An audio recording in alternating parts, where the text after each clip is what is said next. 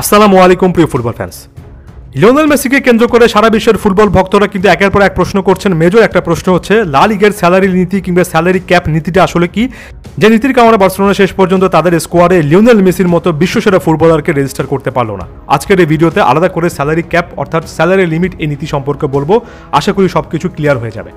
আপনারা নিশ্চয়ই জেনে থাকবেন অন্যান্য সকল লিগের মতো লা লিগারও একটা আয় ব্যয়ের হিসাব রয়েছে এবং আপনারা নিশ্চয়ই জানেন যে আয় ব্যয়ের মধ্যে একটা সামঞ্জস্য থাকতে হয়।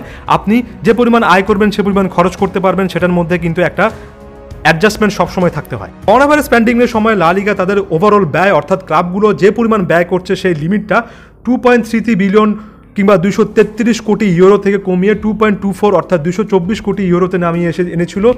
এই সিজনে এসে সেটা আরও কমিয়ে ফেলছে। অর্থাৎ লা লিগা ক্লাবগুলোকে বলছে তোমরা খরচ কমাও, কারণ এই মুহূর্তে আয় কম।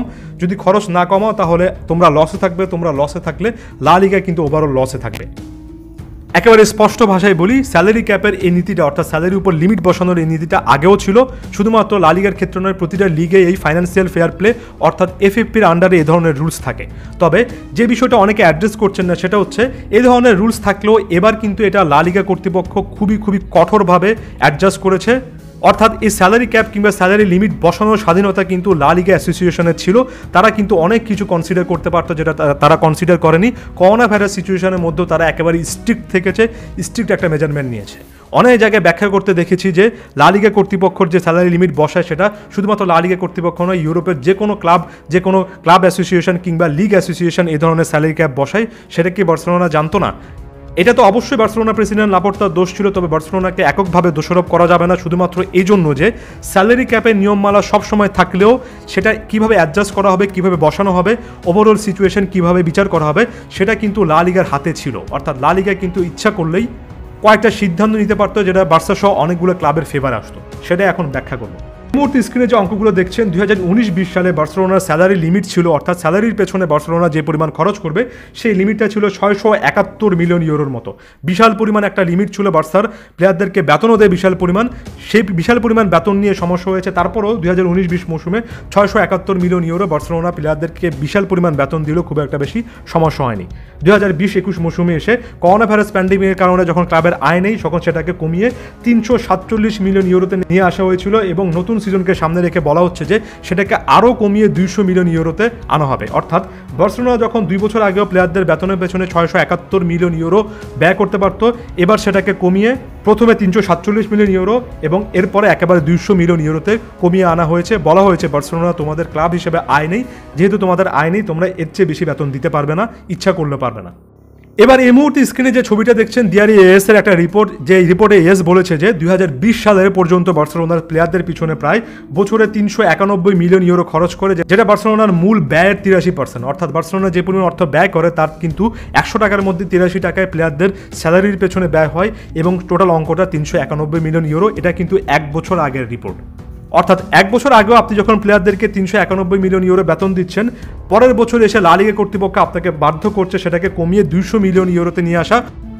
অর্থাৎ প্লেয়ারদের বেতন বাবদ আপনাদের খরচটা প্রায় 190 থেকে 200 মিলিয়ন ইউরো কমিয়ে ফেলতে হবে। অনেক জায়গায় একেবারে স্পেসিফিক নাম্বার মেনশন করা হয়েছে যে বার্সাকে বলা হয়েছে 187 মিলিয়ন ইউরো বেতন কমাতে হবে। এখন কথা হচ্ছে একই ধরনের নিয়ম কিন্তু রিয়াল মাদ্রিদ, অ্যাটলেটিকো মাদ্রিদ সহ লা লিগার সকল ক্লাবের ক্ষেত্রে প্রযোজ্য ছিল।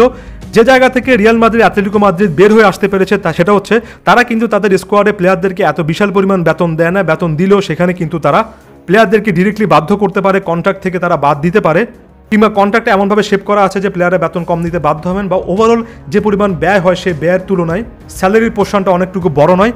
তার চেয়ে বড় কথা, অনেকগুলো রিপোর্ট সাজেস্ট করছে যে আয় ব্যয়ের হিসেবে রিয়াল মাদ্রিদ কিছুটা এগিয়ে থাকার পরে তাদের স্যালারি লিমিটটা 200 মিলিয়ন ইউরো নয় বরং আরও বাড়তি 300 মিলিয়ন ইউরোতে সেট করা হয়েছিল। তাই রিয়াল মাদ্রিদ কিংবা অ্যাটলেটিকো মাদ্রিদের মতো ক্লাবগুলোর খুব একটা বেশি সমস্যা হয়নি। বার্সাতে যেটা সবচেয়ে বড় সমস্যা হয়েছে সেটা হচ্ছে গিয়ে বার্তোমেউ বোর্ডের আমলে বার্সেলোনা যে একের পর এক বাজে সিদ্ধান্ত নিয়েছে। বার্তোমেউ যে বার্সার যে একের পর এক ক্ষতি করেছেন, বড় একটা ক্ষতি করেছেন তিনি ট্রান্সফার মার্কেটে। অযথা কিছু বিনিয়োগ করেছেন, প্লেয়ারদেরকে কিনেছেন, তাদেরকে বিশাল পরিমাণ বেতন দিয়েছেন। বিশাল পরিমাণ বেতন চিন্তা করলে আপনাদের চোখ কপালে উঠবে। লিওনেল মেসি 70-71 মিলিয়ন ইউরো বেতন পেতেন। বিশ্বসেরা প্লেয়ার এত বিশাল বেতন পাবেন সেটা স্বাভাবিক।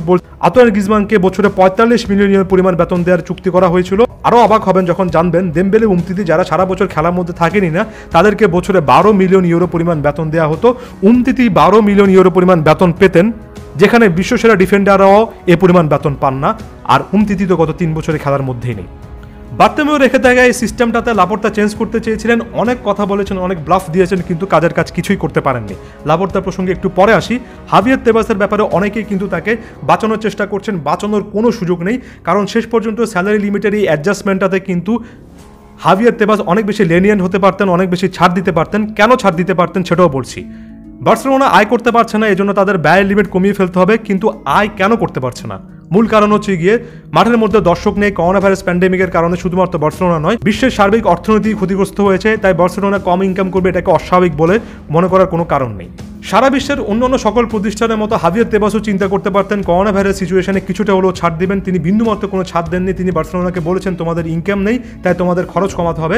বার্সেলোনা বারবার তার কাছে গিয়ে বলেছে যে আমাদের ইনকাম নেই, এটার পেছনে আমাদের যতটুকু দায় তার পেছনে কিন্তু করোনা ভাইরাসেরও দায় রয়েছে, তাই এবার কিছুটা হলেও ছাড় দেওয়া হোক। হাভিয়ের তেবাস বিন্দুমাত্র ছাড় দেননি, শুধুমাত্র তিনি একটা প্রিন্সিপাল কিংবা রুলস ফলো করবেন সেটার জন্য নয়। তিনি খুব ভালো করে জানতেন যে বার্সেলোনাকে তিনি বিপাকে ফেলছেন। বার্সেলোনা এমন ধরনের একটা বিপদে পড়বে, সিবিসির সঙ্গে একটা তিনি চুক্তি করবেন, যে চুক্তির আন্ডারে প্রায় 50 বছরের জন্য লা লিগা এমনকি বার্সেলোনার কিছু রাইটস সিবিসির কাছে চলে যাবে। সবচেয়ে বড় কথা, বার্সেলোনা পরবর্তীতে ইএসএল কিংবা এই ধরনের টুর্নামেন্টে যাওয়ার আগে লা লিগার পারমিশন নিতে হবে, অর্থাৎ লা লিগা বার্সেলোনা সহ বড় বড় ক্লাবগুলোকে কন্ট্রোল করবে। আর এই কন্ট্রোল ফ্রিক তেবাস শেষ পর্যন্ত এমন একটা সিদ্ধান্ত নিয়েছেন, জেনে শুনে সিদ্ধান্ত নিয়েছেন, জানতেন যে সেটা বার্সেলোনাকে হার্ট করবে। তিনি রীতিমতো সেই সুযোগটা নিয়ে বার্সেলোনাকে ব্ল্যাকমেল করতে চাচ্ছেন। আরও একবার বলছি, হাভিয়ের তেবাসকে এখানে ভিলেন হিসেবে না দেখার বিন্দুমাত্র কোনো কারণ নেই। করোনা ভাইরাস প্যান্ডেমিক সিচুয়েশন তার অবশ্যই চিন্তা করার কথা ছিল। এরপর হুয়ান লাপোর্তার কথায় আসি। লাপোর্তাকেও ছাড় দেওয়ার কোনো সুযোগ নেই, কারণ পুরো সিচুয়েশনটাই লাপোর্তা জানতেন। লাপোর্তা জানতেন যে তার হাতে নেই, কিন্তু তারপরে তিনি সংবাদ সম্মেলনে বারবার এসে বলেছেন যে সব কিছু তার কন্ট্রোলে রয়েছে, সবাইকে শান্ত থাকতে বলেছেন। লাপোর্তা আসলে বারবার এসে ব্লাফ দিয়েছেন, বৃথা আশা দিয়েছেন, শুধু শুধু বলেছেন যে তিনি সব কিছু কন্ট্রোল করতে পারতেন। আসলে কোনো কিছু তিনি কন্ট্রোল করতে পারেননি। প্রেসিডেন্ট হিসেবে এ জায়গাটায়ও তিনি কিন্তু মুন্সিয়ানার পরিচয় দিতে পারেননি। লাপোর্তা যদি আরও আগে ব্যাপারটা অ্যাড্রেস করতেন, যদি পুরো বোর্ড কিংবা লা লিগাতে যে ধরনের এক্সপার্ট রয়েছে কিংবা বার্সার নিজস্ব যে ধরনের আইনজীবী বা এক্সপার্ট রয়েছে তাদের সঙ্গে বসে কোনো একটা কিছু করতে পারতেন, তাহলে হয়তোবা এ ধরনের সিনারিও আজকে দেখতে হতো না। তাই লাপোর্তাকেও দোষারোপ করব। আশা করছি লা লিগার পুরোপুরি স্যালারি ক্যাপ এই ধরনের নীতিটা আপনারা বুঝতে পেরেছেন। যদি বুঝতে না পারেন কমেন্ট বক্সে জানাবেন, সেখানেও ব্যাখ্যা করার চেষ্টা করব। ধন্যবাদ সবাইকে।